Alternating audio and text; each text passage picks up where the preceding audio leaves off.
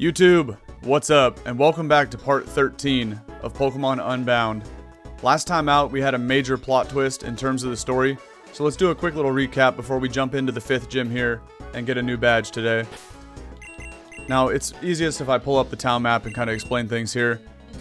So we started off the episode yesterday at the Cinder Volcano up here in an effort to stop the plans of the Light of Ruin. The Light of Ruin is like a new evil team in this game. Originally, we've been talking about the Shadows the whole time, but it turns out the Shadows are not as evil as we initially thought. Now it seems like the Light of Ruin might be the new villains in this game. And Vega, the second gym leader, who specializes in Dark-type Pokemon, he was in the Cinder Volcano, and he's apparently a secret agent of the Science Society. So that was like plot twist number 1. And then after that, we had to travel back to Frozen Heights and infiltrate the base of the Shadows. Per Marlin's request. Originally, we teamed up with Marlin at the Cinder Volcano. And once we went back into the Shadows base here up in the Frozen Heights, which is, again, that's the city we started in at the beginning of the game, we spoke with Zeph, and Zeph actually dropped another bomb on our heads in terms of the story. The fact that Marlin and Ivory are husband and wife in this game, but not only that, they are the parents of Ace, our rival in this game. So that was kind of crazy. That caught me off guard yesterday, because Ace was talking about he's been looking for his parents this whole time, and he's always had a bad attitude, and we're kind of wondering why, right? But then Zeph told us that that family came from the Hoenn region, and Marlin and Ivory left their kids behind in Hoenn. Ace has a sister as well, but the kids got left back in Hoenn, and Marlin and Ivory moved here without their children to Borrius to, work on their scientific projects. Kind of sketch, but it's all coming together now. After that, they told us to go after the Light of Ruin at Vivill Town, so that is our next destination. However, before we can go to Vivill Town, it looks like there's 2 ways to get there. We can either surf across Route 15, which I have the HM for surf, but I don't have the 5th gym badge to let me use it outside of battle. Additionally, we do know here in Dehara City that a hiker is going to hook us up with the Go Goggles to pass through the Great Desert. But again, we have to get the gym badge for that. So, in order to get to Vivill Town, we're either going to surf from Dresco, or we're going to pass through the desert and go to Gurun Town and then up to Vivill. I don't know what's the intended way, but maybe, somebody's probably going to guide us once we get this gym badge. So, again, this is part 13 in the YouTube playlist, and I planned on getting this 5th gym badge during episode 11, but we had 3 hours of side quest dialogue to deal with all the evil teams. So here we are, 2 episodes later in part 13, and we can finally step in this gym, which actually I did at the end of last episode because I wanted to know what was the type. We just wanted to get a little sneak peek in the gym, and we're going to touch on something right now about that as well. So this is apparently a dual-typed gym. The gym leader, Galavan, specializes in both electric and steel types. Not only that, but wait, there's more, right? All electric and steel types get the benefit of an electrified magnetism effect, meaning they cannot get hit by ground-type attacks. Conveniently, right? Because that's how you beat steel types and electric types, is by clicking Earthquake. So, to that point, at the very end of last episode, I flew back to Crater Town, and I removed Bulldoze off of Gabite, because what's the point of having a ground move in this gym? And we can go put Bulldoze right back on, but I replaced Bulldoze with Fire Fang, because if there is steel types, there's probably going to be an Excadrill, Magneton, something like that in here. Magnezone, I don't know. But, we won't be able to hit anybody with Bulldoze, so there's no point in having it on the moveset. So we'll go with Fire Fang for this gym, and then after I'll go get Bulldoze back. That's it, though. I don't think I swapped anybody else. So, with all that being said, let's go ahead and jump in the gym here and get the action started. By the way, sorry, Rebel, you joined the chat right as I started hitting the intro. I don't even know how to remove this electric fence. Let's go around the other way. So my bad. Good morning, Rebel. How you doing, man? I hope everything's going good. Let's go this way.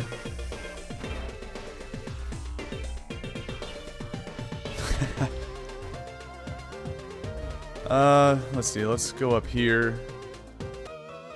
Probably a Toga tomorrow. Yeah, I wouldn't be surprised. That is true. Another electric steel mon. So, Let's just have a little fun with it. We're finally going to get the 5th gym badge and then be able to surf outside of battle. Although I don't have anybody on the team. I mean, I can give it to Samurott, but obviously we don't know. You saw that Luxio's levitating on the electromagnetism. But we still got D-Claw, so we're chilling.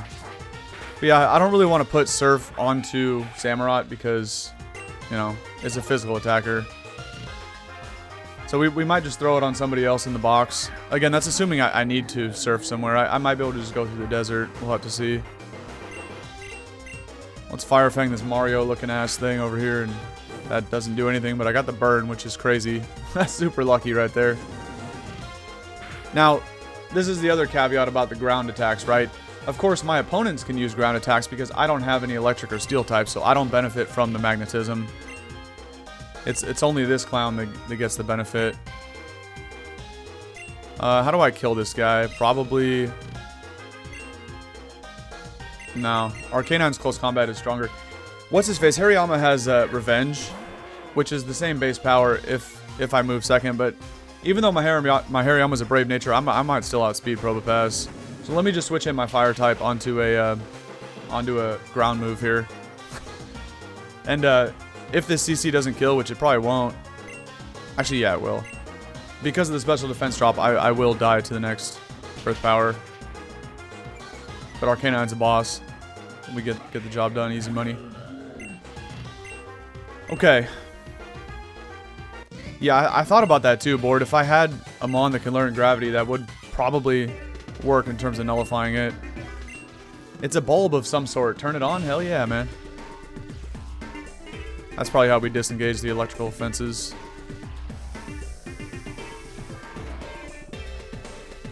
There's a free item in the gym. Interesting. It's a magnet. How fitting.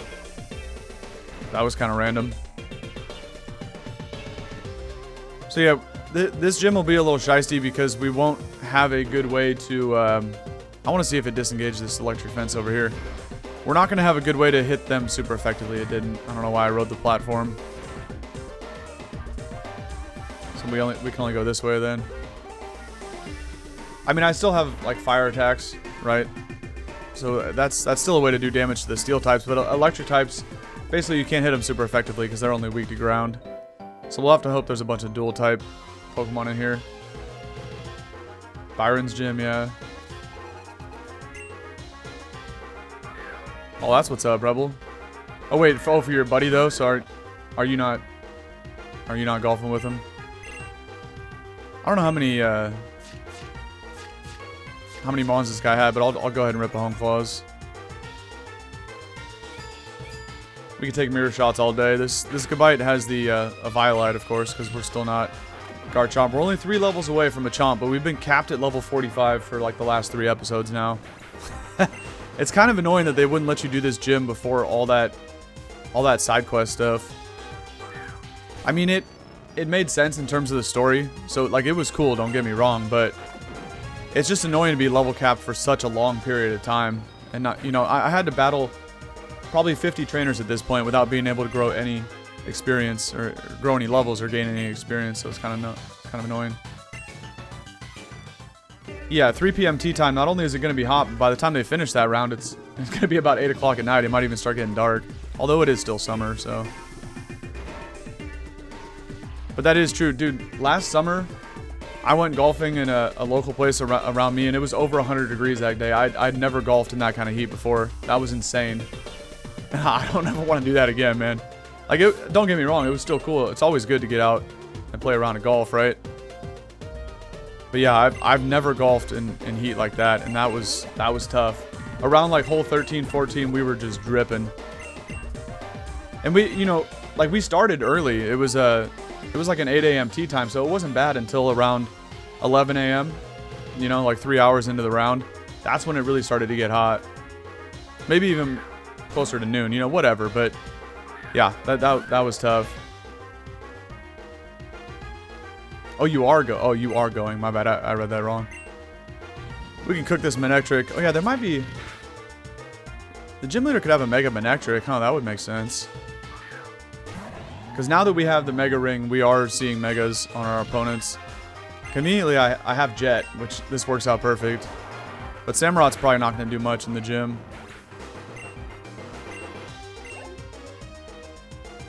Yeah, that's true. That's true. Since it is summer, it doesn't really get dark till like 8:30, 9 o'clock. I'm about to stay in because Electrode is weak. He can't even kill me with anything. I can take a discharge.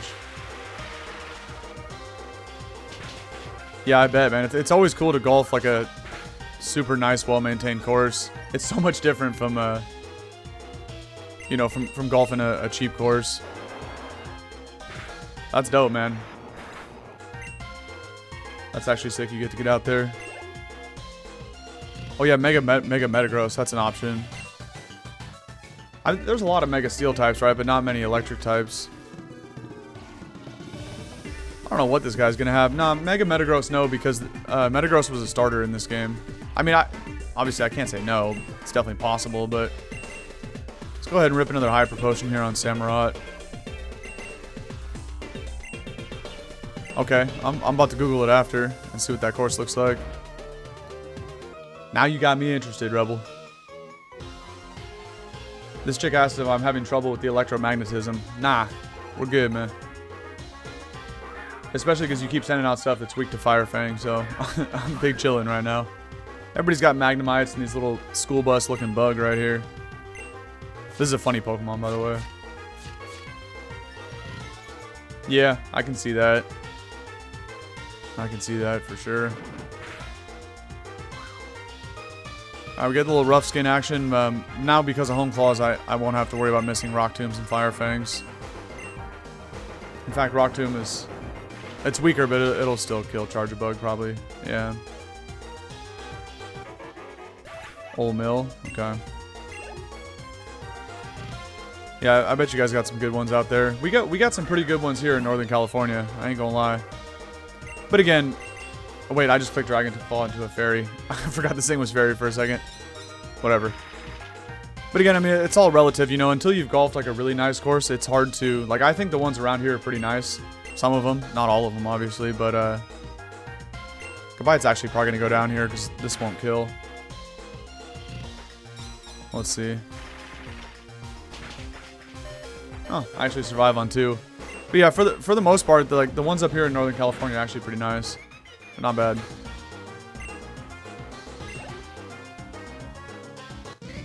You went to the fair last night and there was a person there that was making crystals into Pokemon. That's intense. Like sitting there like carving them with a chisel and stuff to make them look like Pokemon, I'm guessing. That's crazy.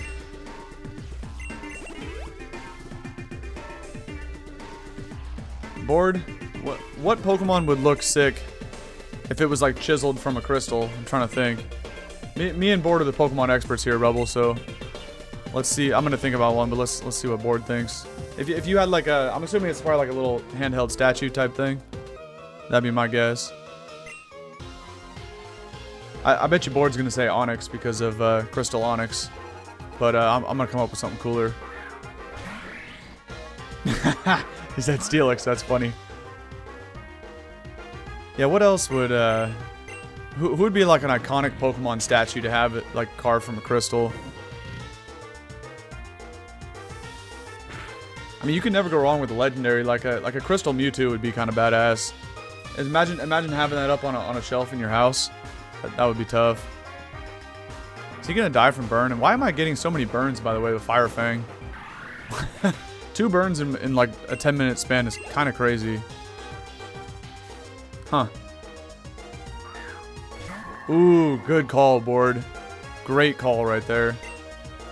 I bet you this bell right now is gonna be it doesn't need levitate because of the electromagnetism, so it's probably heat proof. Let's test that. If this does less than half, then he's heat proof. Yeah. Easy money. Yeah, Suicune, because of Pokemon Crystal, that would actually be fire. That's even better than what I was thinking. Also, I feel like a Crystal Lapras would be kind of badass. I'm not gonna lie, I think that'd be sick. We need to hit this thing with a dark move though, so let's go to Samurott. Night Slash it into Oblivion. Oh, you saw Crystal Bulbasaur at the fair? Yeah, that could be dope. Crystal Squirtle would be cooler. Mainly just because like a water type like Lapras, I was thinking like a water or ice type that was carved from a crystal would look badass for sure. I guess, you know, they come in every color though, right? So when I think of crystals, I'm thinking more of like a clearish, maybe with a slight blue hue, or even, you know, like a blue crystal. To me, that, I don't know why, but that's what my brain thought of first. But I guess you can have green crystals and purple and red, all kinds of colors. Alright, so I don't even know if I was supposed to hit that button for the fence, but let's try to backtrack here and see what it opened up. Oh, it opened this. Okay, I never even went up this one, though. Let's check this real quick.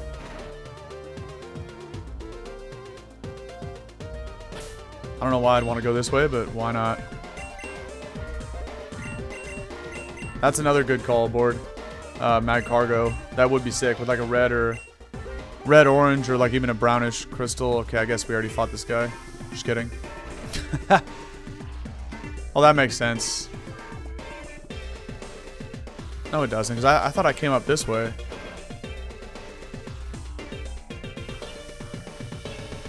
I'm pretty sure I already hit that button too. Well, let's just go down here then. Not overthink it. I'm assuming this door wasn't open originally. Oh.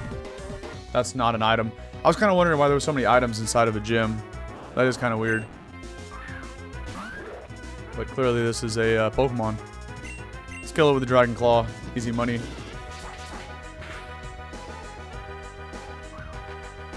Of course it has Aftermath. Although that's better than Static, honestly. So we'll take that. Okay. I can't even jump on this, can I? No. I have to come from the other direction. Alright. Let's actually... Well, I was going to juke out this nerd. At this point, a lot of these fights, I need to start avoiding them if they're optional. Like, you know, I still want to showcase what everybody has in this game, but... The thing about it is, I'm gaining no experience points, and the other main thing you get from battles is cash, right? But... Again, in this game, you kind of have access... Let me go to Arcanine, because I have Crunch here, too.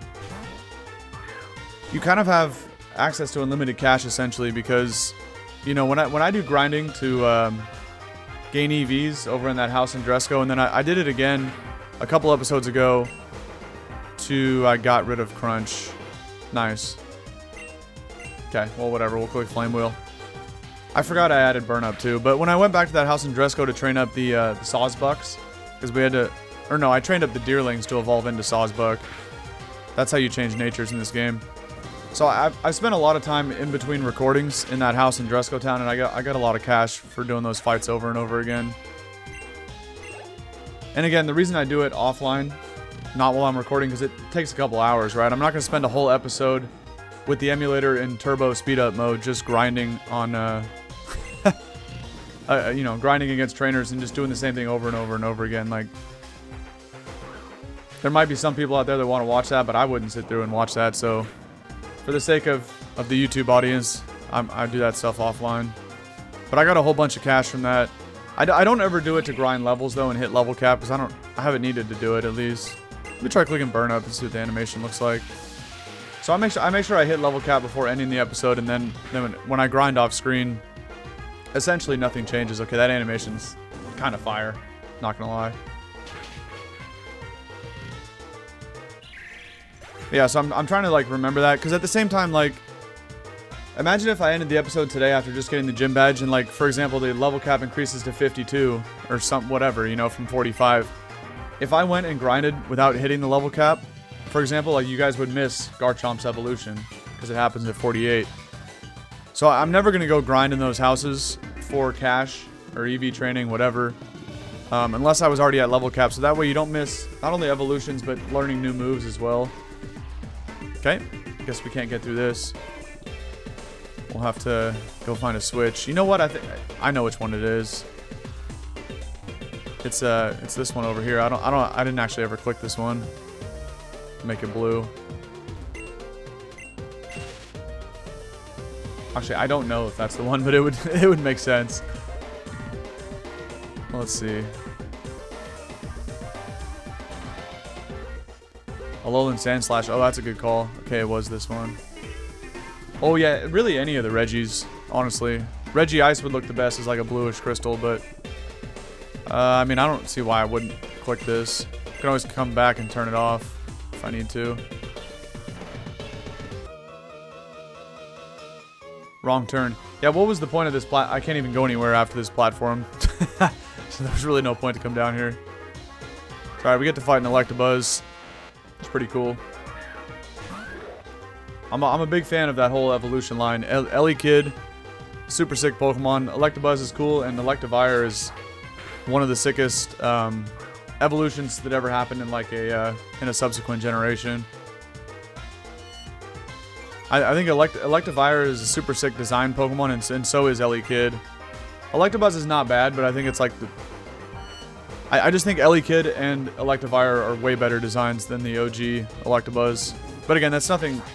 It's not a negative to Electabuzz, because it's still a really, really good design, but... When Gen 4 came around and it got both a pre-Evo and an extra Evo, like those designs are just peak. Luxray is going to be kind of annoying to fight here. I mean, I two-shot it with Dragon Claw, but if I get parried once, this could be annoying. Yeah, exactly. Magmar, see, there's the para. I had a feeling I was going to get parried. Does this thing only have, like, electric attacks? Why'd it go for Scary Face twice when I'm already paralyzed? I don't think it even... it doesn't have a way to hit me. I'm paralyzed and it just Scary Faced me 3 times. It can't even do that again because now I'm at -6. I just got paralyzed 3 times in a row. But yeah, he's clicking... The AI is clicking Scary Face when it literally can't lower my speed anymore. That should tell the AI to click another button, but it can't because the other 3 attacks are probably all electric. Yep, Thunder Wave. Plus probably like two damaging electric attacks. This is funny. Get hard walled by a ground type Luxray. Easy money. I'm actually glad I got paralyzed basically 4 times in a row there. It was 3 times in a row, Dragon Claw, then paralysis again. But that was funny to see that that he had nothing to hit me with. And we never would have known, right? If I would have hit the first 2 Dragon Claws and never got fully parried, we never would have even saw the rest of that interaction. Okay, now I'm lost. I need to know how to get down here. This is confusing. Maybe I have to go back to the beginning, right? Oh, that's another dead end. I bet I have to backtrack towards the beginning of this gym.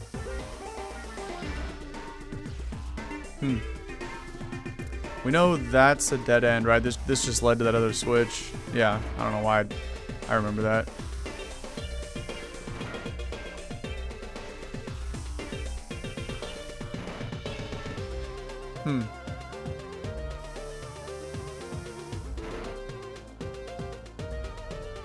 I don't think I've been this way yet. Actually, because I think the electric barricade... No, I've been this way.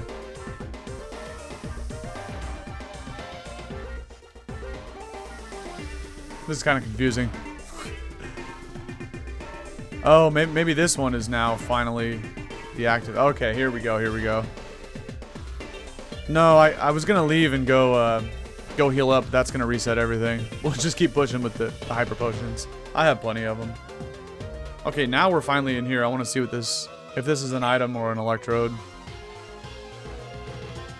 This is a hella confusing layout, but we got it now. Alright, Emolga. We could Rock Tomb this for show. Forgot I was paralyzed, but whatever. Go ahead and acrobatics all you want, man. Got that Rock Tomb on me. This might not kill, though, at neutral attack. But it does, because we made the switch to Adamant. Not bad. That's why... Another reason why you want that. Pachirisu, we could probably Oko with the D-Claw, if I can get one off. You think it's an item? I do too, Board. I think it's an item. But also, like, what else would there be in this gym besides a magnet? So I don't know. Hopefully, that should save the PP for Dragon Claw. I should have clicked Home Claws right there. That was kind of dumb, but just in case he clicked an electric attack, that's why I went D-Claw. Okay. Actually, it was a Pokemon. Yeah, I don't even know what else I would find in here. I guess maybe a metal coat or something. I'm trying to think of, like, what's the steel equivalent of a magnet. So that's probably... Whatever, I'll just revive this guy if he dies. That's true, it could have been a TM. That's a good call. No, because TMs in this game have the yellow Pokeball, not the red one. Let's see if we can live this and break through paralysis. Let's go. The bite is the goat. Emolga is floating due to electromagnetism. Oh, I forgot about Aftermath. No, it's floating because it's a fire type. I mean a flying type. I think I just said fire. That was lame. Alright, before I even bother reviving and healing paralysis, let's just get all the way up to the gym leader. I'm going to throw Roserade in front, because why not? You know, Roserade, the one with the grass and poison attacks to hit steel types. Great prediction. But it doesn't matter. Like, Miracle Seed Giga Drain is still super powerful. I'm assuming we have to hit this and then just go north then. I don't know. I'll revive everybody and do that stuff in a minute. Okay, that probably just opened up this door. Oh, wait. That's probably the gym leader then, because here, like, the red one here is going to bring you back down to the start. That's how Byron's gym works in Sinnoh. Let's go ahead and fight this idiot with Roserade, and then that's got to be the gym leader. It's obvious. Different looking sprite and close to the red elevator. Nice. Roserade against the Clink. You know what? I might actually lead with Roserade just to get up a layer of T-Spikes. It won't work for the steel types, but it'll still poison the whatever electric types he has. I mean, Roserade ain't gonna be that useful against the steel types, but you know, she can put in work against the electrics. That's not bad. Gear grind, but we dodge it because we're shiced. Oh, did he say the Blaine thing? I didn't even read his text. Oh, did he say you better have a paralyzed heal? Right, because there's an NPC or no, isn't it Blaine that says it himself? It says, you know, you better have a burn heal. And then you just beat his ass with like any water type, clicking surf over and over again. Alright, I'm not even really going to deal with this Magnemite. Although, if I switch out, I'm just going to have to potion somebody else anyway, so we'll just Giga Drain the Magnemite. Yeah. Okay, I wasn't expecting that to Oko. I thought it would easily still be a 2-shot, but...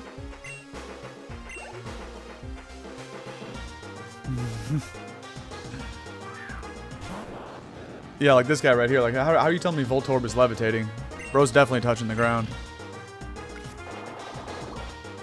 Alright, this'll Oko Voltorb, and then we'll just heal up and fight this guy. Why not?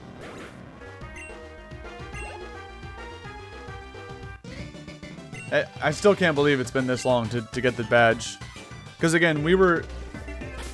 Like, this is days in between episodes, but like in-game time, it's been 3 hours since we saw this gym. And I had to go do 3 hours worth of side quests, multiple different locations against the Shadows and the Light of Ruin. And you know, had we been able to do this first, you can't access the gym, which is why I haven't been able to do it. But if we were able to get in here before, like whatever the next level cap ends up being, I would have already hit that doing all those side quests. I think I need to elixir. Wait, if I resurrect Gabite, does he get his PP back?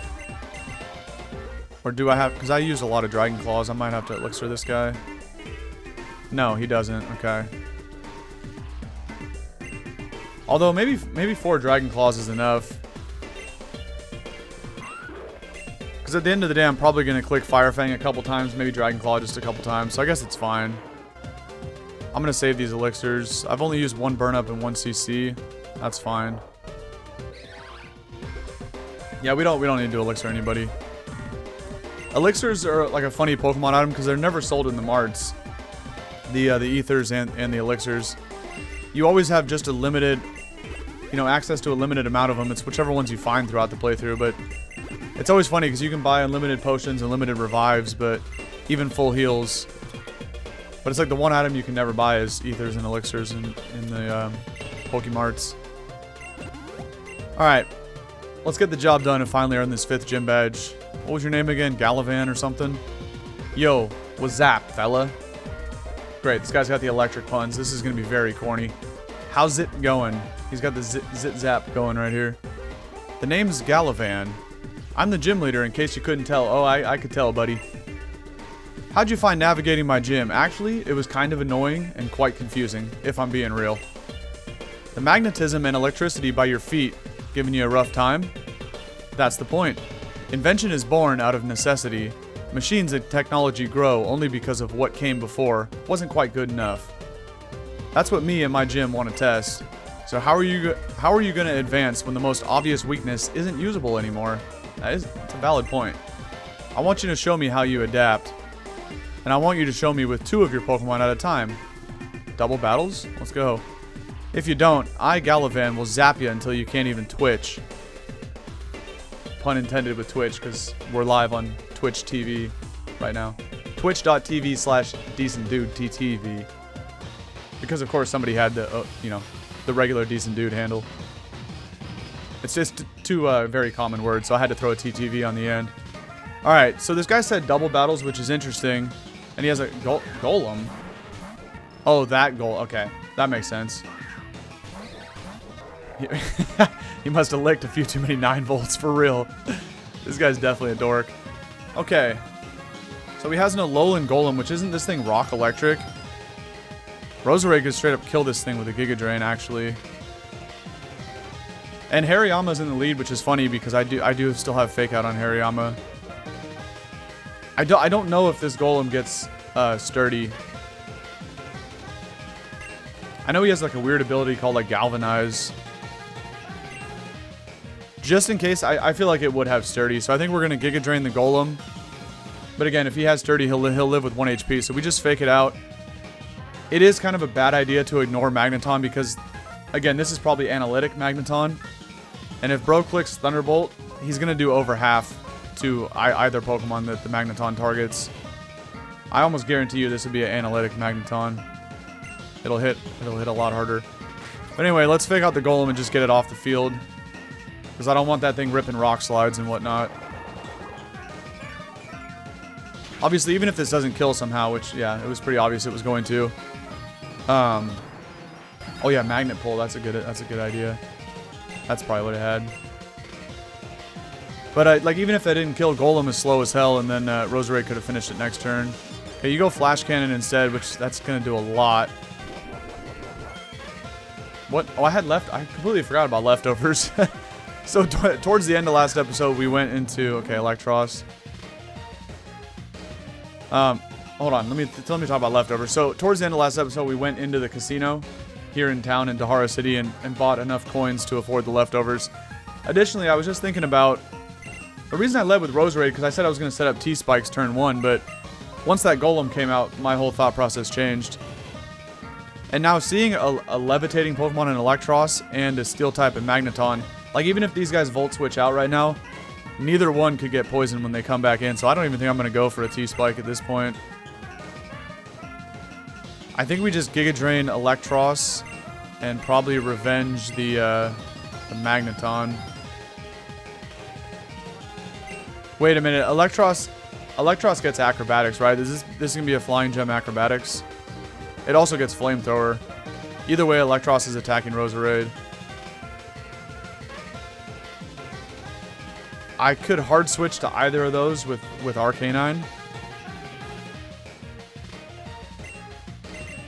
Like, swapping Roserade for Arcanine is not a bad idea. Because I could Intimidate the Flying Gem boosted Acrobatics, or I can take a Flamethrower. But if they like double Electric Attack into Roserade, that would also kind of cook Arcanine. So maybe we risk it for the biscuit and just let Roserade go down. That's the most likely outcome, and then I'll revenge the Magneton. We'll still get a decent chunk and probably do 40-50% with this Giga Drain. Maybe even 60. Yeah, that's about 50. Okay. Flash Cannon into... Oh, you went over there? Okay. By the way, that's not an analytic... Well, it still could be an analytic Magneton. It's just fast. This is only a 60 base power Revenge, which is ass, because I didn't get attacked. So that's fine. We might kill Electros then. The first one did just over 50%, so Giga Drain should get it. And then it's kind of annoying that they're not attacking Hariyama, because this is why Revenge sucks. And I need, like, Superpower or something. Ideally, I need Drain Punch. That's, like, the best for a bulky attacker. Because once I get Flame Orb, I can still, you know, burn myself, then put Leftovers back on, and then just Drain Punch. And I could restore, like, a lot of HP. Please attack Hariyama, bro. The AI knows that I have Revenge, even though I didn't reveal it. Because I get Flash Cannon Hariyama the first turn, you know, when I clicked Fake Out. But then on the turn I click Revenge, it conveniently attacks Roserade. Okay, here's Manectric. This is definitely going to be Mega Manectric for show. Which does, when it Mega Evolves, it gets Intimidate. And I guess it could have Volt Switch too, so he can keep switching out and intimidating. And it probably is going to be faster, but I don't know. Roserade is timid nature with 252. I might outspeed. Actually, I should outspeed the Manectric. We'll try to kill Magneton with the third Revenge. Yeah, there's the Mega. Okay. Wait, we actually don't kill Magneton with Revenge because now I'm gonna get intimidated. Nice. For some reason, they're ignoring Hariyama, though, and bro's just sticking around, slowly chipping stuff down. There's a Volt Switch to kill Roserade, okay, and it is faster, too. Okay. So Mega Manectric is faster than everything on my team, then. And Lantern is your last, and I just let Roserade die. Nice. Now we kill with Revenge, though. Because I bet you that Flash Cannon was going into Roserade like it has the last two turns. Okay, easy. No, it's that the Mega Stone for Manectric is actually a sick name. It's Manectonite. That's actually a good one. I'm going Guardy though, because I'm gonna hit this stupid fish up with some magical leaves. And that's it. Actually, it's just this is Manectric's last time coming in. This is the last Intimidate you get to use. Okay. Yeah, I'm pretty sure it's Manectonite. I think. I don't think it's Manectricite. I could be wrong, but that's always how I've read it since this Pokemon first came out. We'll go Magical Leaf into the fish. And at this point, probably just sack Hariyama. I mean, nah, that's stupid. I can fake out Manectric and kill it later. So we go to what? We go to Samurott because he's pointless in this fight. Although Aqua Jet is kind of nice, but that's okay. we can fake out Manectric and just kill it later. It's just going to sit here and spam Volt Switch, but it can't go anywhere because it's the last Pokemon. Well, this is another easy dub for the squad here. We'll be able to finish off this fight, no problem. Probably going to get the bird, and this is Shades of Last Night in Emerald Rogue. Okay. I lost last night in the Emerald Rogue stream to the 8th Gym Leader, Crasher Wake, who, of all Pokemon, had a Lantern that burnt my Sneasler with Scald, which again is no surprise because that's what Scald does. And I'm actually just going to double up onto it to kill it. Why would you not Volt Switch Samurott? Anyway, Lantern was the second to last Pokemon on Crasher Wake, and he burnt my Sneasler, who was my last Pokemon, with a Scald, and then I could not finish off his final Pokemon, which was a what's it called? It was a Relicanth. Which, of course, you know, I had close combat on Sneasler, but because I was burnt, and Relicanth has high defense, I was not able to finish it. Alright, let's Degleam this and finish it off with a Night Slash. Ooh. No, that's a double survival. Yeah. No Paras, I win. Okay, Samurott got parried. But this Degleam does about half, a little over half, and Night Slash will kill it. Yep. Nice. Easy money, man. We didn't even have to use anybody, really. It was all these three Pokemon. Like, Gabite never hit the field, nor did Arcanine in this fight. Oh, that guy just got packed up, dude. That was easy fight right there. And now we finally can surf in the overworld. $14,400 bucks. Man, you sure zapped me silly. Damn right, buddy. You got cooked. Guess your machines of war turned out better than mine. Nothing else to it. I gotta hand you this battery badge. Okay. It's a battery that looks like it's about 2/3 of the way charged. Not bad. First things first, I need to add that badge before I go to the next text. Boom, look at that. Oh yeah, he got fried, man. Easy money. The battery badge lets you surf over water and lava. That's right. Earlier they indicated I could surf over lava as long as I have a fire type on me. We're about to go test that right now. But not only that, any Pokemon will obey you as long as it's not over... Oh, it is 52. I just randomly threw out a number about the next level cap. I said imagine it was 52, remember? And I was like, that's why I didn't want to level up. Goodbye. That was really weird. I mean, it was kind of an educated guess, but I had no idea that the level cap was going to go to 52. Anyway, we get a Volt Switch, which is cool, but nobody on the team can learn it, so that's unfortunate. If you're at a disadvantage, use Volt Switch to get out of there. And you know what? We got to do this again sometime. You ever feel like chatting with old Galavan? Just hang around the Pokemon centers. This is the guy that's been in there the whole time with the question marks. No way. I thought that was a chick from the side profile. But this is the white hair, this is the same skin tone. This is the person that's actually been in there the whole time. Wow. We've seen this guy in every single Pokemon Center in every town throughout the game. But every time where it says Galavan, his name text box in the top left above the big text box, it just had 3 question marks every time we talked to him. Huh. I'll rebuild my Mon of Metal again for that rematch. Actually, he only had 1 steel type, huh? Just the Magneton. Alolan Golem, Manectric, Lantern, the Magneton, and he had 1 other Mon, but it wasn't the steel type.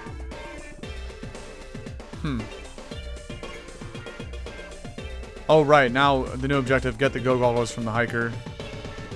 I forget what his 5th Mon was, assuming he had a 5th. Maybe he only had 4. But it was Alolan Golem and Magneton lead, Lantern and Manectric in the back. But I'm pretty sure there was 1 more, but it wasn't a steel type. Yeah, they said Electric Steel Gym, and he just had a Magneton. Which again, if you remember back in Gen 1, Magneton was pure electric because steel types didn't exist then. Huh. Anyway. Easy money, 5 gym badges. And where are we at? Oh, it's only 45 minutes for the recording. That's not bad. A little bit less, but something like that. Alright. That's fire. We need to go get these Go Goggles before I forget so we can go through the desert. So, if they're telling me that, that's the intended way, is to pass through the desert instead of surfing. Actually, I should heal first, right, while I'm here. Oh, yeah. Okay. Krokorok? What made you think of that? Dark ground type? Or are you talking about in the desert?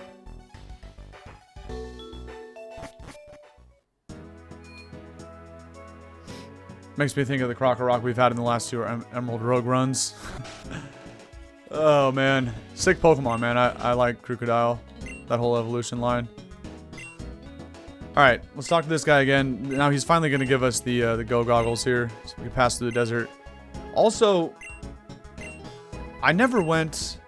There was a little cave to the north of this house. I don't know if I ever went in there. I did. Right, because I had to solve one of those puzzles like the Ruins of Alph. But maybe that was in a different spot of this game. Let me go back in there and see if that puzzle is still done. Alright, we got the goggles. There was a cave right here, yeah. No, Rift Cave. I never went in here. It was somewhere else in the game where I did a, I did like a side quest where it had like a puzzle like the Ruins of Alph. Maybe there's nothing in here. Let me spray a repel real quick.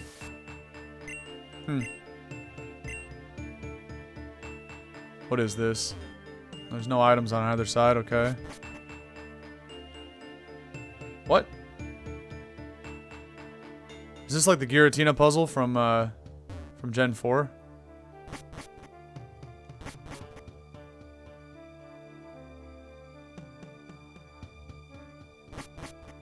I guess not.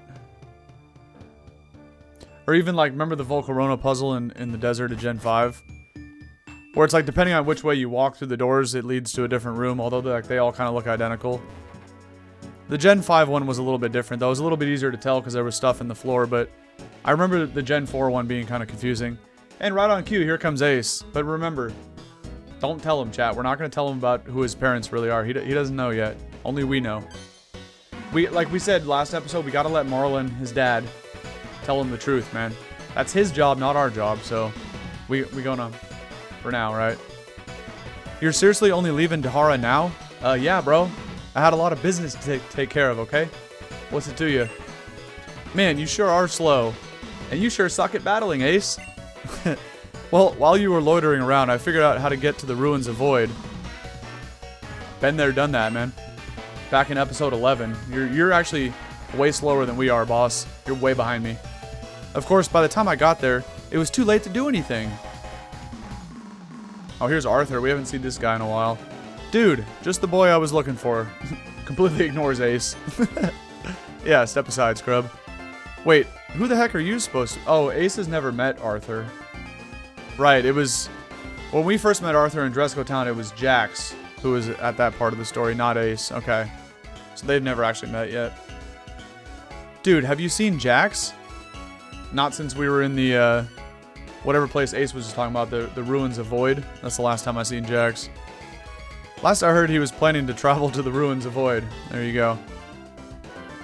Whatever the shadows were planning, they'd already done it by the time I got there. I saw signs of a battle, but nobody was around, and that includes anyone named Jax. Dude, you were the last one to see him. What happened in there? Aklov? I've never heard of him before. And it's just as I feared. The Dark Force has been released at last. What?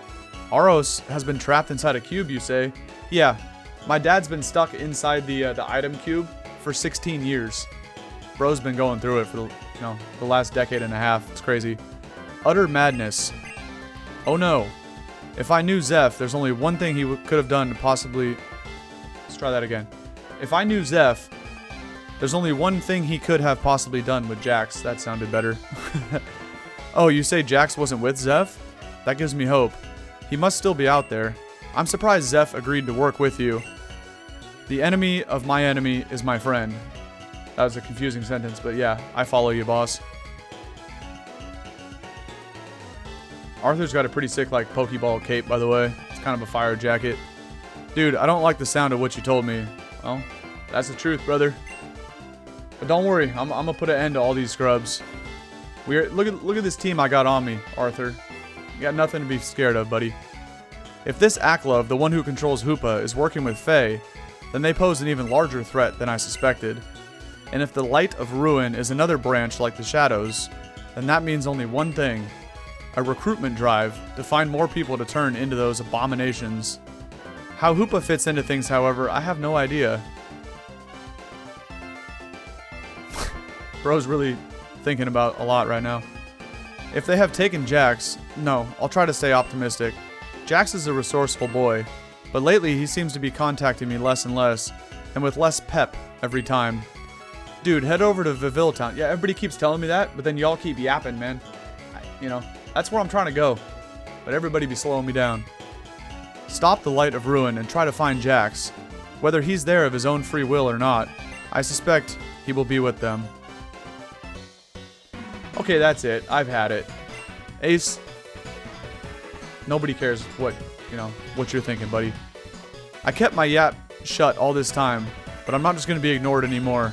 Listen, old man, I have no idea who you are or what's happening, but if whatever is going on has to do with the Shadows, then I want in. Oh, my apologies. I didn't mean to be rude. Who might you be? I'm mad as all else. Good for you, Ace.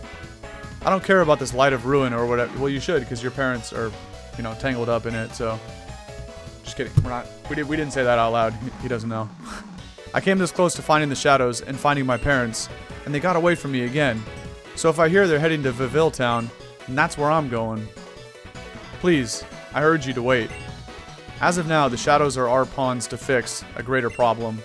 At least hold off on your act of vengeance until this ordeal is over. Understood? They're your pawns, old man. They're my only lead to my parents. I'm not stupid, I know what's at stake. But the second this is all over, I won't hesitate to shake them down for what I want to know. Dude, since this is officially your mission, I'll be waiting for you in Vivill Town. And for your sake, I'll even play nice with the shadows until we're done. Don't be late, dude. For show, Ace. If everybody would shut up, I'd already be in Vivill Town, but you already know how that goes. We gotta read all this. That boy, he's not quite the mouth, or he's got quite the mouth to him. Well, I wish you luck in Vivill Town, dude. Thank you, Arthur. Appreciate it, boss. Let me know how it went as soon as you've returned. Okay. We finally have freedom to go wherever we want. Now, in terms of surf, can I... Does it work as the same way like Cut and Rock Smash do? Like, can I just surf since Samurott is in my party? Like, I don't have anybody that knows Cut or Rock Smash, but I could still use them in the field. So I want to test this with Surf real quick and see if I just hop on Samurott. Yeah. Well, I hop on somebody. Okay. That's kind of fire. Good to know. In the cube that my mom gave us, yeah, at the very beginning of the game. Yeah. I know, right? So we can finally start playing the game again. After 4 hours of dialogue that we've had to read through the past 3 episodes, yeah. Okay, so I still wish it worked that way for Fly. But I have to go pull alright, all good, all good. I gotta go pull Trumbeak out of the box in order to fly. I'm gonna look up after this recording today, I'm gonna look up where some of the TMs are in this game, some better attacks. Because I'm sure now that I have Surf, I bet you some of them are locked behind that. But I'll check it out later. For now, let's go explore in the desert here. Stay safe in the great desert. Thanks, buddy. Oh, we got a trainer to heal us right here. I guess we can grab a couple encounters. Why not? But I'm going to spray Repel pretty quickly here. Because why can't I climb up that? It's kind of weird. Dweeble? Nah. It's a pretty cool little battle background though. Like the desert sand and also the sky in the background. Actually did pretty good with that. Okay, I can't get here. It was just like a weird cliff. I don't know why I'm walking towards this rock. There's a Krokorok. I'm walking towards this rock like there's a hidden item in it, but I know there isn't because that white circle that's in the top left corner is the dowsing machine. And yeah, we're gonna have to rip a Repel because yeah, see, I just interacted with the rock to check for an item, even though the dowsing machine's not going off. But I gotta rip a Repel because the Krokorok's with Intimidate, in addition to the notification about there being a sandstorm.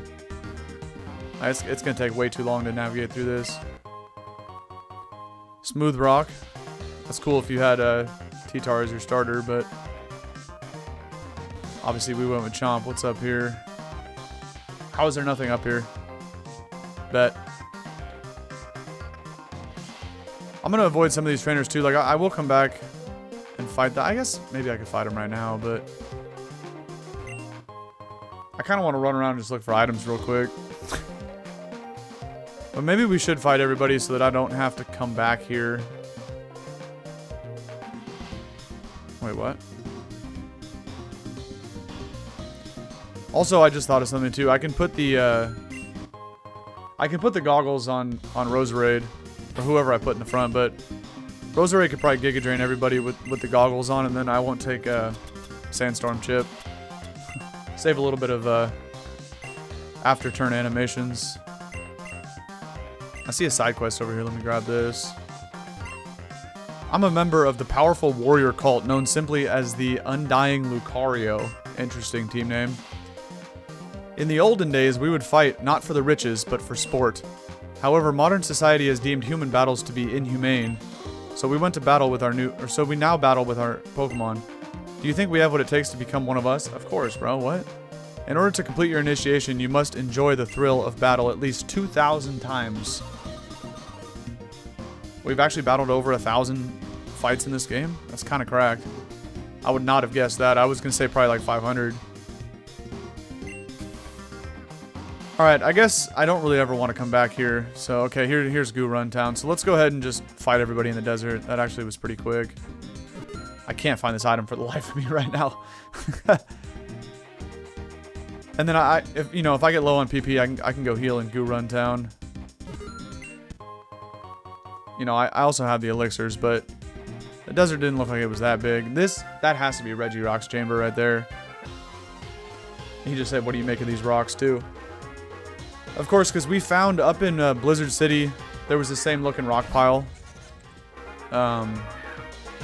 So it's pretty obvious that was for Regice, and then this one would be for Regirock. Again, I don't know that, but I feel like it's fairly obvious. And what a good tie-in to my next. Well, at some point I'm gonna play through Pokemon Gaia and record that too, which that game centers around Regigigas being the I guess you call it the box legendary of that game, like Hoopa Unbound is to this. It's the mon that shows up in the title screen for Pokemon Gaia is Regigigas. So it's kind of cool that they have all the Regi chambers in this game, and maybe I should do that during the finale, catch all 3 of the Regis.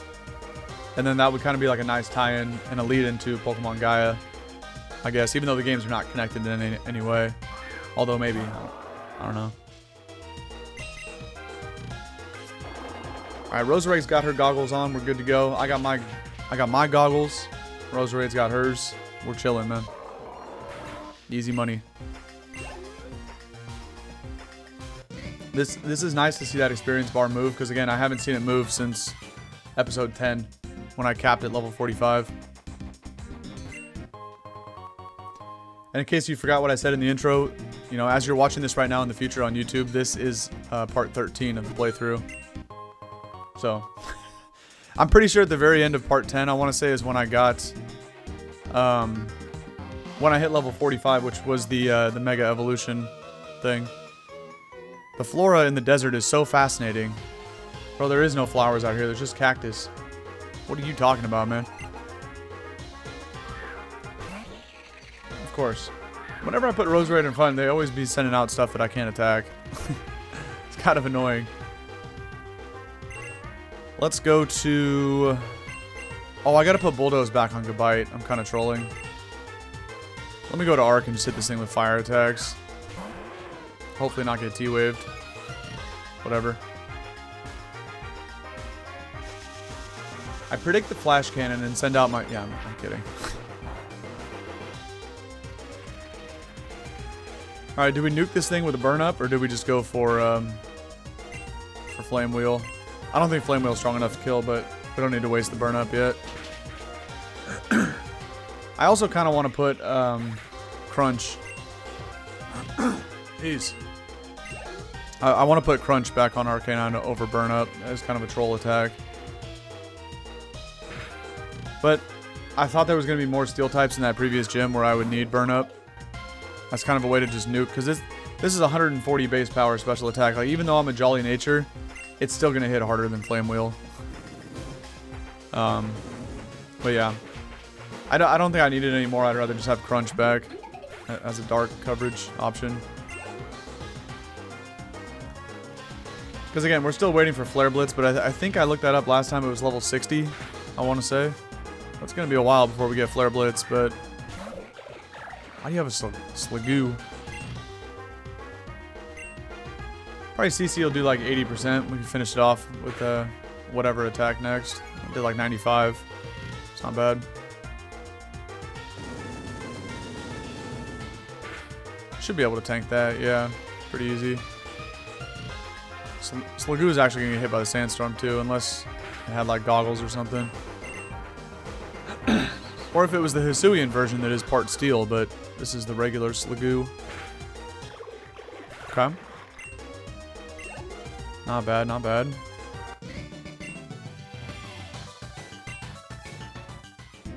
Now, I don't have anybody with Fly on me yet, so I'm not going to go back for Bulldoze. However, hopefully, at the end of this episode or at the start of the next one, I do remember at some point. But I wouldn't be surprised if I forgot. And that's alright. Speaking of... Nah, we'll keep going with Roserade. It's the desert. But I kind of want to put Gabite back in front. We'll do it based on the trainer sprites. Okay, this is a karate guy, so let's actually go just go with Guardy here. I'm too lazy to switch around the this, damn it, he predicted me. I'm too lazy to switch around the safety goggles though, like that's too much time in between battles, so I'll just leave him on Roserade for now. I switched my grass type out of the front and this karate guy sends out a rock water Pokemon. Make it make sense. But that's okay, we got the magical leaves for this thing though. I still need to find out how to get Thunderbolt for Gardevoir. Shockwave and Magical Leaf are just not cutting it. But it's fine for now. It's not a big deal. Dweeble. This guy had 2 rock types. No shot. At least his overworld sprite was a karate guy. Was this actually like a Ruin Maniac? I could have sworn it was a karate guy in the overworld sprite. Let's see when we, not the overworld sprite, but the in-battle sprite once I knock this thing out here. It was a black belt. I just gotta have 2 rock types. I mean, that's kind of why I had Roserade in the front. Wasn't this like a psychic? Yeah. Let's let Samurott do it then. Now, if this psychic has 2 rock types, like that black belt, I'm just gonna leave Roserade in the front for the rest of the desert. There ain't no way, man. I sensed your approach. You're not lying, because I saw the way you like quickly flipped your head 90 degrees and you saw me right there. Okay. At least it's a psychic type. That makes sense.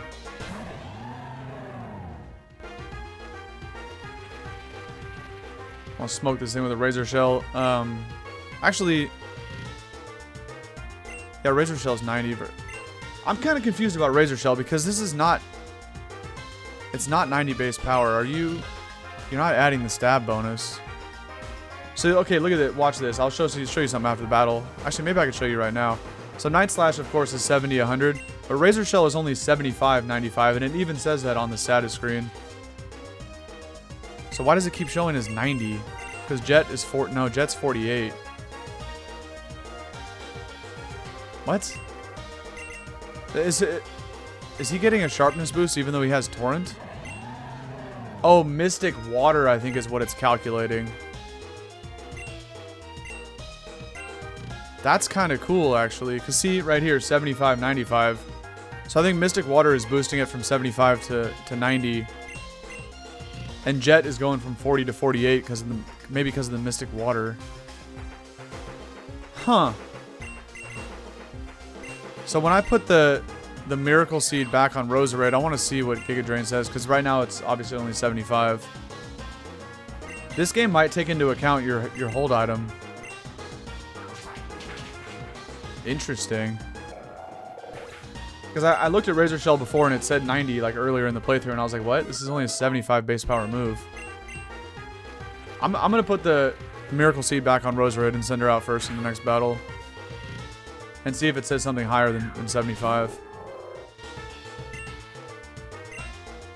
Because I thought maybe it was adding like a sharpness boost, but the sharpness ability is not even in this game. Samurott just has Torrent. I have Torrent as the regular ability. If I switch to hidden ability, it would be Shell Armor, but there is no ability 2 for sharpness. I did look that up because I kind of wanted to have sharpness in here, but it's just not possible. Alright, so let me do that. Let me put Miracle Seed back on Roserade and send it out first. Aqua Tail? I mean, Aqua Tail's 90 accuracy versus 95 for Razor Shell, so we'll keep it. Again, I'm trying to find Liquidation, some kind of 100% accurate water move. That's ideally what I'm going for here, but Razor Shell's fine for now. Okay, Roserade, but then let me take the goggles off for Miracle Seed. Now I'm interested if this game actually calculates damage buffs from your hold item. That would be sick if it does, and I think that's what it's got to be what it's doing for Samurott. Little double trouble. These are bird keepers too, so I probably shouldn't lead Hariyama, but I'm going to. No. We'll go Gabite. There's no point in having Hariyama just for one fake out and then having to switch. This guy's talking about a Rufflet. Are you going to talk about Volibee? Yes, you are. I haven't seen either one of those today, but it would make sense that they're located out here. We'll see if they have them too. They do. Nice.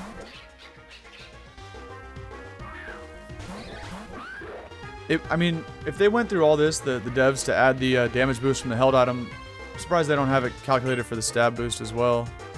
Yeah, see, Giga Drain's also 90 because of Miracle Seed. But Venoshock just says 65. It's like, if the target was poisoned, it would probably say 130. But that would have been super sick if you added the... this is obviously a horrible matchup for Roserade, but whatever. It would have been super sick if they would have added the 1.5x boost from same type attack bonus. Or what I always call stab. Damn. Neither one of those is strong enough to OHKO. Well, there goes my Miracle Seed, but doesn't matter. You get it back after the battle. Sky drop them. It's kind of annoying. Now I can't attack. Wait. Rufflet dies to sand. How is this interaction going to work? Is Roserade just going to be stuck in the air? Okay. Roserade was free. Roserade was freed from the Sky drop. Imagine if, like, Volibee died when it was holding me up in the air and then... I mean, it only makes sense that Roserade would fall back down, but, like, what if it didn't? And I was stuck up there and it glitched out and it wouldn't let me attack. I think that would have been funny. Alright, we finished Volibee with Venoshock, and if I connect Rock Tomb on Doduo, it'll definitely one-shot that. But it makes sense that the other two survived it because they actually have decent bulk. I'm a big Doduo Dodrio fan, but this Pokemon has 0 bulk to it. Dies to every hit. But Dodrio's super fast and super powerful. So don't get it twisted. Swords Dance, Quick Attack, Return, you know. Brave Bird. It's got a lot going for it, Dodrio. It's a good Pokemon. Underrated because it's widely considered as being bad. But it's fun to use in lower tiers for sure. Alright, this Pokemon's about to get fried by a Giga Drain D-Claw combo. This thing has a trash ability too.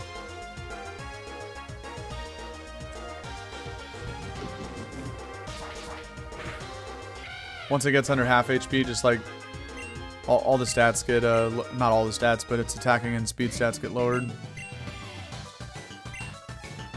It's interesting because it has like legendary type stats, but it, you know, because of the bad ability.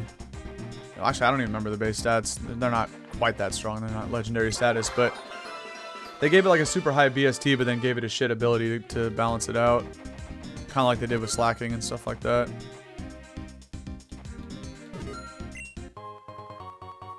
Three yellow shards in the desert. Interesting.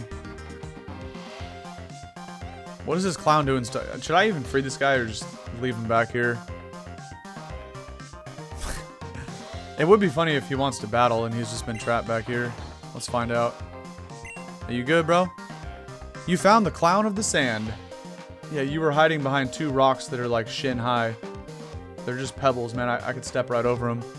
He's acting like he's hiding behind a boulder that's taller than him, but really it's like a rock that doesn't even go up to his knees. It just, you know, it's like ankle height. But the shackles that bind me still linger. What are you talking about, man? As long as there are breakable rocks to the west of this canyon and to the north of the southern canyon, I'm not truly... What? Well, obviously this doesn't solve it, but... So you're telling me I have to go smash rocks in multiple places just to free him? Interesting, but he didn't have a side quest like bubble over his head. So I don't know what that, unless they're all here. Like if he's talking about these and then the ones down south. Take that.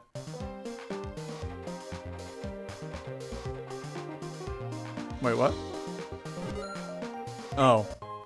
It's right in front of the rock. I was like, how is it not a hidden item out in the rock? Firestone. Alright, let's see if we can free the clown from his shackles, but I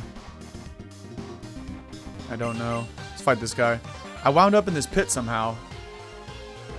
I mean, how are you confused by that? It's kind of obvious how that happened, buddy. Alright, Cameron here's got 2 Pokemon. He's got a Crocodile. Or Crocorock. Okay. easily take this thing out with a Giga Drain. I don't know why, but whenever I look at this Pokemon, it makes me think of an old school PlayStation 1 game that I think was literally just called Croc. I think it was spelled C-R-O-C. That was just the whole name of the video game. But it was actually pretty cool. I remember playing that as a kid. It wasn't like a long-running video game franchise. That they may have made a sequel or something, but that was probably it. It was a little green crocodile. If anybody knows, if you're you were a 90s baby like me, type it in the comments and let me know if you played Croc growing up on the PS1, the original PlayStation. All right, Guardy hits 46. That's good. Actually, you know what? I don't think I even have to fly back to Crater Town for Bulldoze because I think Gabite learned Stomping Tantrum at 47 and we're almost there. How do I flip the page over this one? Okay, level up moves. Obviously, we can get Bulldoze back. He learned that at 24, but yeah. So we're at 46. We're about to hit 47, and it's called Bad Tantrum in this game because Stomping Tantrum is too many characters, you know. So due to the character limit, the move had to get renamed. Okay, let's smash this rock. I'll come back and fight that guy in a minute. There's another Hardstone.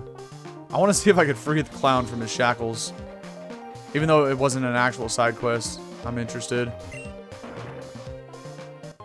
Let's go run around and just smash all the rocks that I could find. What is going on here? The Tomb of Borrius. Here lies King Borrius III. We learned about that guy in the intro. Everstone, okay. I'm going to come back to this, but I'm going to forget about the clown, so I'm about to run back over there once I sweep for rocks. Through this gateway lies the great King Borrius III. He is the king who released and bound the Dark Force in days past. No one has yet succeeded in mapping out the tomb, but legends say there is an immense wealth waiting for anyone able to reach the burial chamber. Interesting. Again, don't really care about the money because I can get money whenever I want in this game, but kind of curious if there's actually like something going on to that there. Let's grab this Zygarde cell real quick. It makes a very loud noise every time you pick one of these up. It's kind of weird. Hopefully it's not too loud on the, on the recording. But sorry if it is. I'm about to put Samurott in front and fight this guy too. Okay, so I don't even have to go back for Bulldoze then.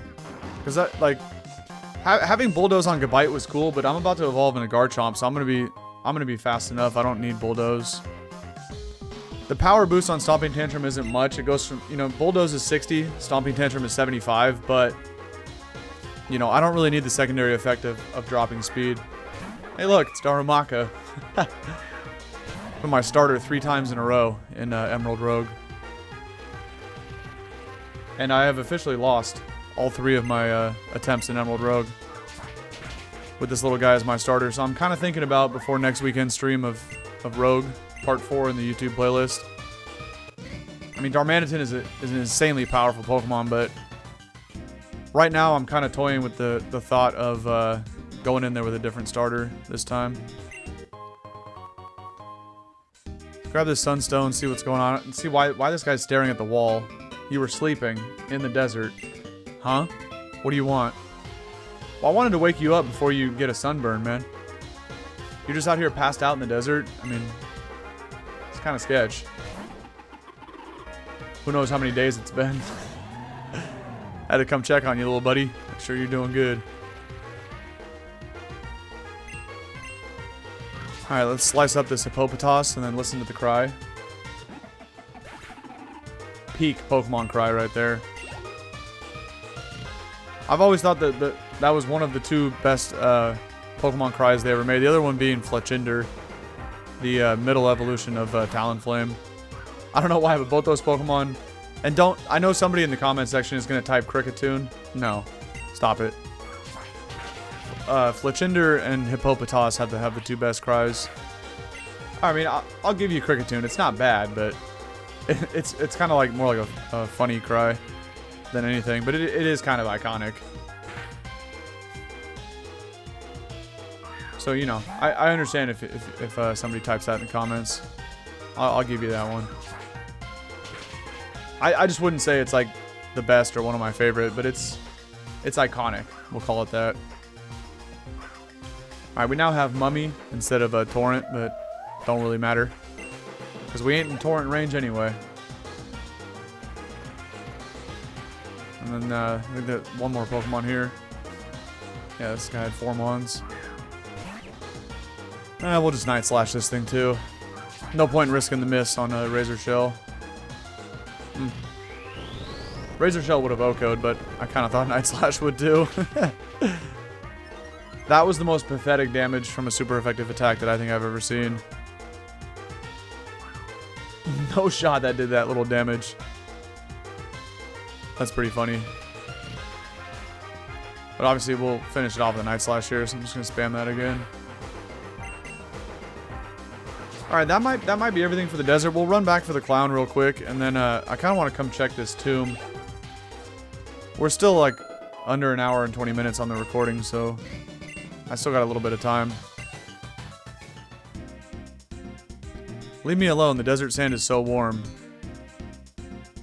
Alright, man. If you wish. What is going on here? I almost missed all these. Gotta smash them all, though. I'm still gonna play all the way until I get to Vivill Town, unless Goo Run is something where I'm stuck for 3 hours.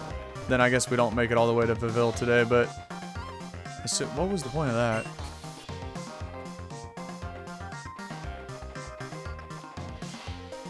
And then the rocks respawn? What? Does that mean all the other ones respawn too? They do, so I don't understand. Literally all the rocks respawn. Wait, let me fight this guy first. How am I supposed to free bro of his shackles then? Because every time I leave a loading zone, the rocks come back. Alright, we're going back to the tomb then. I don't think we can help the clown, unfortunately. I'm about to just stay in and see if I can OHKO this thing with the Razor Shell. I might be able to. But that's a little confusing now. Plus, it wasn't even a side quest anyway, so I'm already kind of over it. I ain't gonna lie. That was kind of weird. But it seemed like there would be a reward for helping out the clown. I mean, there definitely would be if it was tied to a side quest, but since it's not, I'm over it. About to go Goodbite right here, though. We'll hit this guy up with the Dragon Claw, since I don't have a ground type attack. I might be able to get to 47 off these last 3 Pokemon, though, I feel like. Definitely a good chance of that.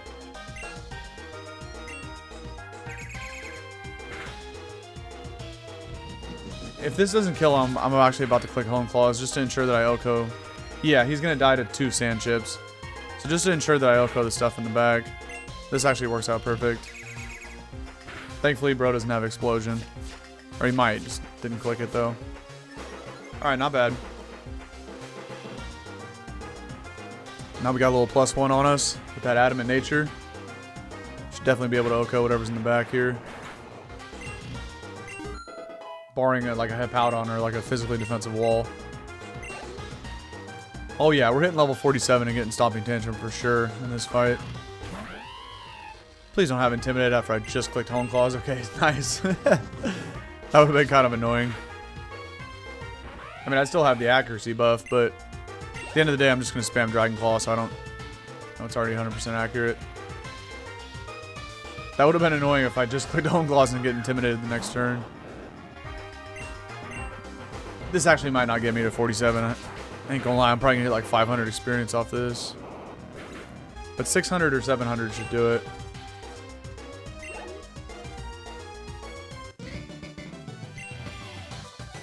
I didn't even get 500. That was pathetic.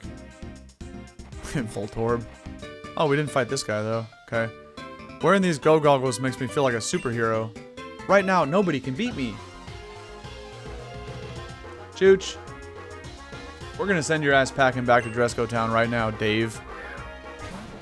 We've got a Sand Slash. Forgot that Goodbite was not in the lead, but This actually works out assuming I can take a hit. Okay. That's a thing. I feel like I could live a dig. Nah, not after Sand Chip. Alright, we'll let it die and just go revenge it with Giga Drain. I do still take a hit. God, Sand Slash sucks. This guy pulled up with a modest nature Sand Slash right after he says, I don't think anybody can beat me, you know? Alright, man. The show. Give me this Stomping Tantrum, though. I will take that. 75 BP, way better than Bulldoze was at 60. Not by much, but that's a big jump. And of course, you know, there is a secondary effect. If I do miss or somehow, you know, the attack doesn't work, then it doubles 75 to 150, so it's kind of cracked. But it's really, you know, it's pretty niche. So, you know, throughout this playthrough, it's probably not going to happen very much, if at all. Like right here, if this guy would have switched into Vibrava, right, Levitator, Stomping Tantrum would have failed, so the next turn it goes to 150, but it's a Vibrava, so I still can't hit it. It really will come into play if an opponent ever uses Protect or Detect. That's kind of... I don't know why I didn't fake out, by the way. That's kind of like the best use of Stomping Tantrum, the way to activate it at full power. But you know, it's one of those moves that you can't control the outcome of it, of failing the first turn, so it's kind of hard to make it consistently be 150 base power attack, which is why Earthquake is just better. Alright, so screw the clown, let's go check out this, the tomb of King Borrius III here. See what's going on. Because yeah, all these rocks just respawn, so I don't understand what I'm supposed to do. And I'm not waiting in line either. What are you guys doing here? Come on, Fred. You can do it. Wait, what are you doing? That piece doesn't go there. Okay. We got backseat gaming going on over here. No shot. Okay, well, I guess I can't do this yet. A relic copper. Interesting. This door is the passageway to the burial chamber. I can feel it in my bones. Well, open it then, man. What are you doing? Alright, we're gonna have to come back here. We're gonna have to wait for Fred's dumbass to figure out the puzzle. Which is probably not gonna happen, so we'll have to do it ourselves at some point. Alright, well, on to Goo Run or Go Town or whatever. Nah, I think it was Goo Run. Well, then now I'm turned around. I don't know how to get back over there. Okay. There's another hidden item somewhere right here. Another shard. I can't even keep track of who I battled and who I haven't, so I think I'm just gonna leave. Oh, I missed this though. This is a big find. We need to get all the trainer tip signs in the game as a side quest. Certain Pokemon only evolve, or may only visit areas certain days of the week. I don't know where I came up with the word evolve when it's nowhere in that sentence. Be sure to search Borrius every day for Pokemon like these. I bet the item's hidden back here, yeah. That is kind of cool. There is like daily events in this game. Why can't you walk over any of these, man? This is confusing. I'm glad I saw that sign though. Ooh, another rare candy. That's not bad. Because it's not only referencing the raid dens, but also just mons on the various routes. Okay, yeah, and we already went down here. I think that's enough desert action for one day. Let's go ahead and check out the next town here. Before I do, I'm already distracted by this route, though.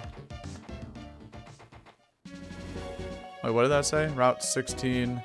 The Barren Canyon. Antisis City. Have we been there? We've heard a lot about it, but I don't think I've ever been there. No, I definitely haven't. The sewers. We were in Epitome Town and even into Thundercat Mountain here, but we never had access to get all the way to Antisis. Let's just go through the woods and get to Vivill Town and stay on mission here. But I definitely want to check that out. I mean, I'm going to have to at some point anyway. This is a pretty sick looking town. It's my job to light all the torches at night. The desert can get pretty cold once the sun goes down. torches then provide a reliable source of heat. Let's go ahead and heal up while we're here. There were some Reggies on that statue too. Okay. Now we're approaching an hour and a half. I should be able to get through the woods pretty quickly. I mean, I don't know. Who knows how long it could take. If you sail east of Vivill Town, you'll approach the entrance to Victory Road. Nice. This is a challenging path for experienced trainers that lead up to the Pokemon League. It is there you may challenge the Elite Four and fill in the vacant seat of the champion. Vacant seat? There is no champion in this game? Really? Do you hear them? The trapped spirits? Of course you don't. Grandma, lay off the weed. You're high as a kite right now. Just relax. Okay. Let's check out... Oh, this is probably the KBT Expressway, huh? Okay. Dude, that's such a sick addition to this game. Underground highway, so you don't even, like... You can get all the way around the map without even needing surf. Or fly. Is this going to be another static encounter? Because there's a Porygon right here. I mean, I kind of like my team, but I'm curious what I might get out of this. Interesting. Because we did see a... remember when I got the Oshawott that was back on Route 5? And this is giving me the same kind of vibes in this house. That's why they would put a Porygon here. I have been stationed here by the Science Society to study fossils. Oh, it's okay. Never mind. It's just a fossil thing. If you found one, I could take a stab at reviving it. I don't have any. I kind of thought I might get something different there.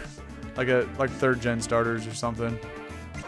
This is a pretty sick little Reggie Trio statue they got going on here. And that is 30% of the Zygarde cells now. Here's a side quest. Hey you, I got a favor to ask for you. I'm an enthusiast. I bet you are. A lover of hard things if I do say so myself, but unlike my friend over there, I'm not interested in buying anything off you. I just want to collect 20 hard stones. I don't have that many. I'm going to say yes, but we don't have that many hard stones yet. You can get them when you smash rocks in the desert. You can also get them pretty easily mining in the KBT Expressway. Yeah. Heck, I bet if you dug into the walls of the KBT Expressway, you'd find them there too. Okay, it doesn't tell me what the reward is, but I'll try to do that at some point. There's something that this enthusiast wants to get his hands on, even if it means spending a lot of money. Do you have such a rare item? Do you? Is actually opening up my bag. I mean, I have rare bones. I feel like this guy would want a rare bone. Let's sell one to him. Oh, that's not what he wanted. Alright, this house is kind of weird. On to the next one. Fishing guru? Please, I'm begging you. Tell me you've fished for Pokemon at least 3 times. Actually, I haven't. No. Kids these days. I know, man. That's my bad. It's my bad. I do like fishing in real life. You know, if I didn't have Samurott, I probably would have fished in this game too. But that's on me. Because we found Samurott before the old rod, so I have had no use for it. The houses here are based off the design found in the Vivill region. They're from some town that boasts of pottery made from volcanic clay. Speaking of, there's a maniac somewhere around here who will buy some kind of relic pottery for a high price. Oh. No, this was not the house. He wanted that relic gold thing that I just found, that gold coin. Okay, I forgot about that. Relic copper. $1,000 bucks, that's it? Oh, waste of my time, bro. Okay, but you probably get those from smashing rocks too, and then we can make some cash. Conveniently, the desert ends right here, and all of a sudden there's just like a lush green patch of grass with some trees. Pokemon logic. Alright, I can surf from there, which is cool. I still haven't done any surfing. I mean, barely. The desert doesn't continue on for much longer once you head south of town. Oh, even south too. Be careful if you decide to travel in that direction, though. You'll end up in Antisis City if you travel too far. And Lord knows you don't want to go anywhere near that place. Oh, I'm going to check it out now for sure. We used to hold a festival every year to commemorate when the Titan Pokemon finished building our little town. But interest in it has sort of just faded away in recent years. People are just too addicted to their TVs and devices. Ain't that the truth? While you were out there wandering through the desert, did you happen to stumble upon the entrance to the tomb of Borrius? I did. Around here, it's known that the ancient people of Borrius hid a lot of treasure in the tomb. Well, unfortunately, Fred is blocking the entrance by struggling to finish the puzzle. I think his name was Fred. I don't remember. I've dedicated my life to studying the secrets of the legendary Titan Pokemon. Recently, I discovered that these Pokemon must live in the strange rock formations that can be found around Borrius. I could kind of guess that, buddy. If only I had discovered how to unseal them. Everybody knows you need to get a Relicanth and a Wailord in your party. And then go from there. It's pretty odd that there's a forest filled with so many bug-type Pokemon this close to a desert. That's what I'm saying. Well, that's Borrius for you. Oh, got an item. Hold on. Charty Berry for Charizard, so he doesn't die to a rock slide. Nice. Okay, the Vivill Woods. I need to spray a repel, though. That's not the right button. Oh, can I scroll to the top? Okay, thank you. I didn't want to go around the long way. AKA scrolling through the whole bag. And that's why in between episodes I'd be depositing items and selling stuff. Like, I sell what I don't need and I deposit the rest in the PC because... like, I don't like scrolling through 50 pages, or 50 different items just to get to the top. There's no way. Whew, I've almost made it to Vivill Town. Indeed. It's like 10 feet away is the exit, man. Alright, if there's gonna be bug catchers why am I this deep into the game and I'm fighting scatterbugs at level 41? How is this not a Vivillon right now? But I should probably put Arcanine in front. Or who else? Yeah, Arcanine's probably the best option. Wurmple. Look at all the baby bug types around here. What are we doing, man? That's pretty funny. At least have the middle evos for both those. What are you doing? Let's go ahead and switch Arc to the top. Because why not? And we'll go through the woods and kind of look for items. Conveniently, right when I do, now Grandma is here. With her ghost types, most likely. Wait, I can get this now, huh? Yeah. Actually, Roserade can benefit from that with Giga Drain.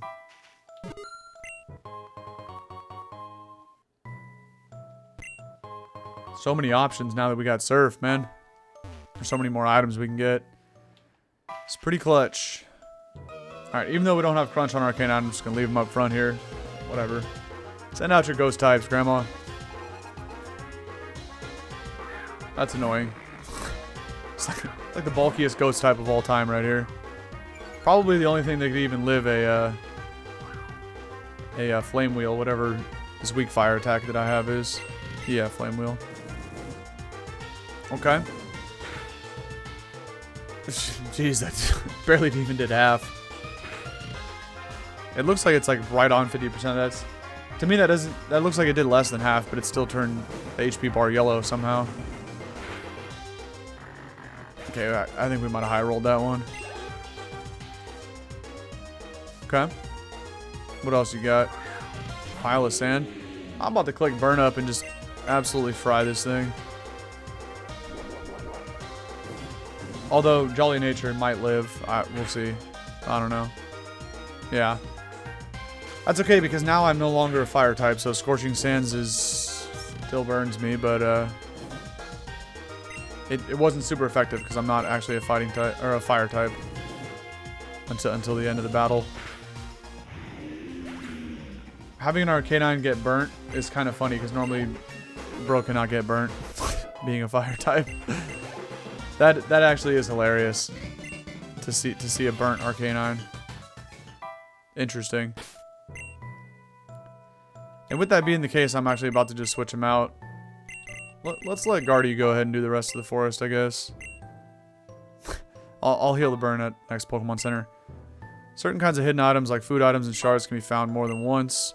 The more often you visit areas with hidden items, the higher the chance. Okay. Interesting. Nothing in this mushroom. Alright.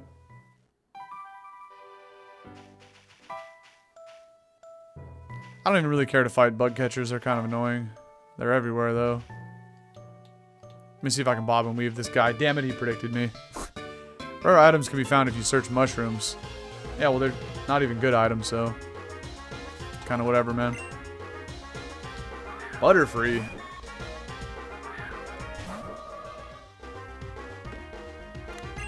Shockwave is still the same base power as Dazzling Gleam. They're both 120 for different reasons. We'll just fire off a D-Gleam. Yeah, it didn't even matter. Shockwave. Shockwave would have done the same amount of damage. And that's why I need Thunderbolt, because unless I'm fighting a Pelipper or something that's 4x weak to electric, you know, might as well just click Dazzling Gleam. It's the same thing.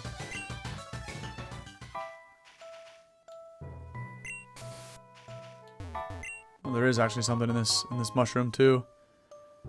Okay. There's a mushroom inside of the mushroom. Who would have thought? Oh, that's the exit right there, it looks like. Although now this jackass just blocked the sign, so I can't even read the sign.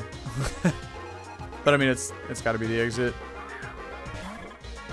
So before I exit, then I'm gonna spin back the other way and check what's over there. There was one more bug catcher. Hopefully, I can bob and weave him.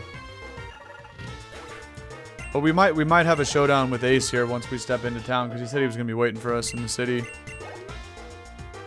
So I'll probably heal up the team. Like, I gotta heal that burn off Arcanine here. Alright, we got a side beam for this guy. Guardy, I think, learned Psychic at some point. I forget what level exactly, but I'll probably want to get that before fighting whatever the next gym is.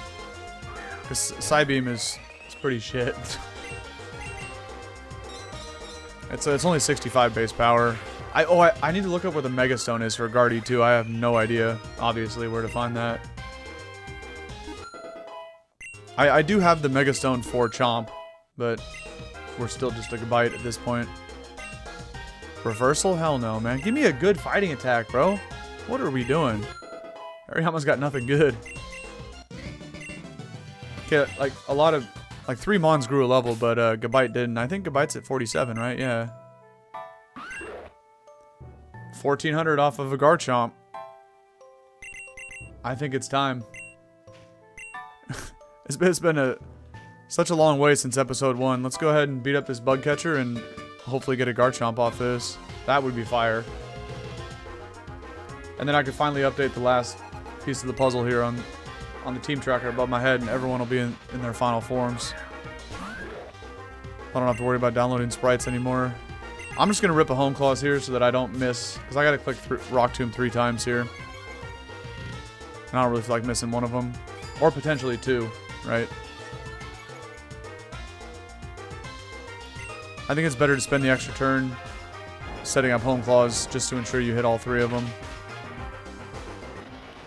You know, if this guy only had 2 Pokemon, I'd probably risk it twice, but I definitely think we're getting to 48 off these, yeah.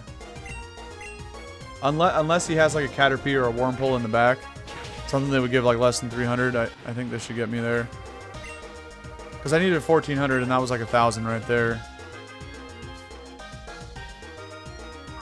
Spupa, okay. That should be the same thing, like 500-ish. Not the Protect, bro.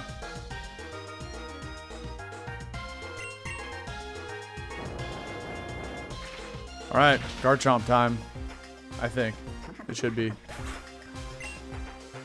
568, yep, that's gonna do it. Let's peep this attack stat, by the way, and see where it goes. 135 and 109 speed. Okay. I bet you this goes to like 170. He's about to get like a plus 35. Here we go. Our little baby shark has finally grown up all the way into a Garchomp.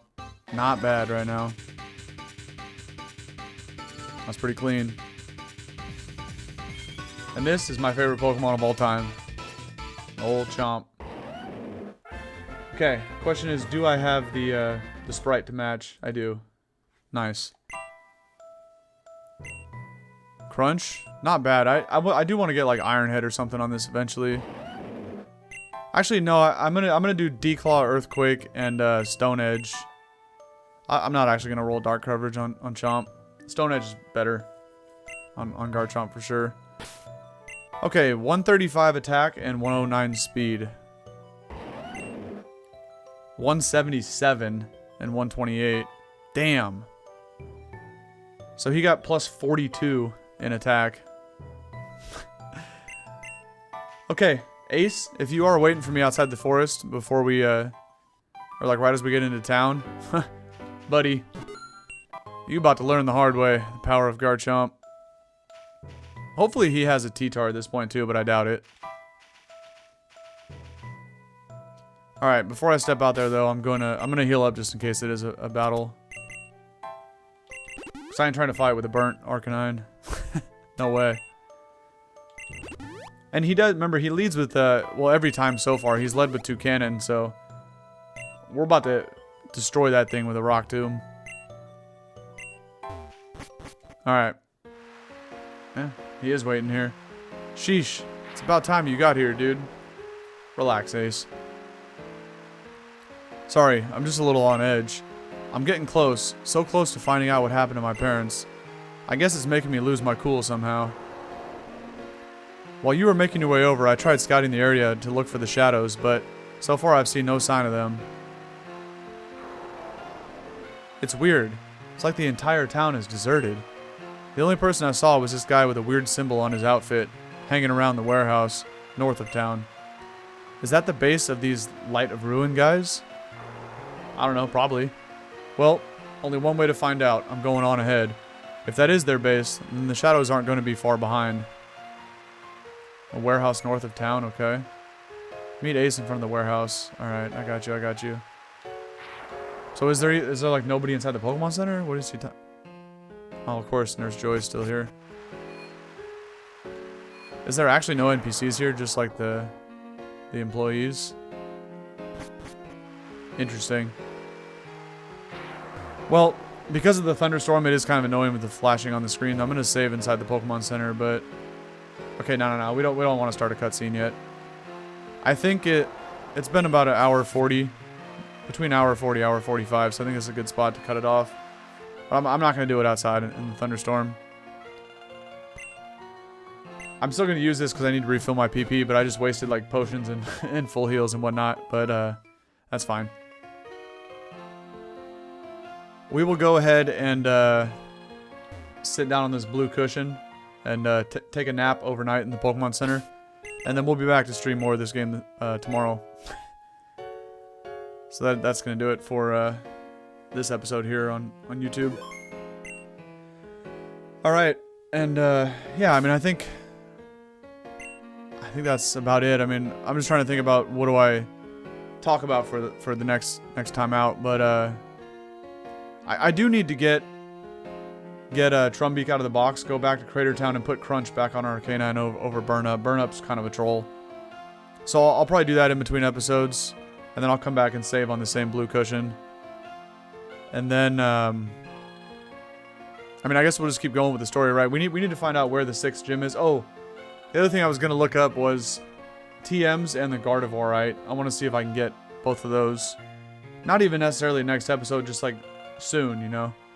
Being able to Mega Guardy would be sick, but also I really want Liquidation for what's his face. I want Liquidation for Samurott, and I need a better fighting move for Hariyama. Like, Revenge is lit, but the conditions have to be met. I guess as long as it's not a double battle, I can consistently get Revenge at full power, but I think that's really it in terms of movesets. I do need Swords Dance for Chomp. Actually, wasn't Swords Dance located at the casino? I just had to have coins for it. I think that's where they sell it. Alright, so in between episodes, I need to go grind more cash in the training house in Dresco. Which I don't know if I'm going to have time to do that tonight and be able to stream this game tomorrow. I guess I can keep Home Claws on Chomp, but I do, at some point, obviously, I'm going to take Swords Dance. Although, maybe not, obviously, right? Because then I can ensure 100% accurate Stone Edges if I just do Home Claws. This is just a casual playthrough. It's not a, competitive Wi-Fi battle. I don't really need Swords Dance, but maybe I will stick with Home Claws. But anyway, I'm gonna look up how to find the Gardevoirite, how to find the TM for Liquidation, and hopefully something better for Hariyama. And you know, other TMs as well, right? I need Thunderbolt for Guardy. Energy Ball wouldn't be bad for Roserade. Giga Drain's not bad, but I don't know why I'm saving. I don't remember if I did. But whatever. I'm going to look up a bunch of stuff. And then we'll be able to get some cool stuff at the beginning of next episode. And then we'll go ahead and do the story with Ace and the Light of Ruin. Just keep things pushing with the story. Because I really got to start making more progress and getting more badges. This is 13 episodes for 5 badges is kind of crazy, but just how long the story mode is in this game. So with all that being said, that is going to do it here in the YouTube playlist for part 13 in our Pokemon Unbound playthrough. So for anybody that is seeing this in the future on YouTube, thank you. I appreciate it. And I hope you have a good rest of your day. Alright? Peace.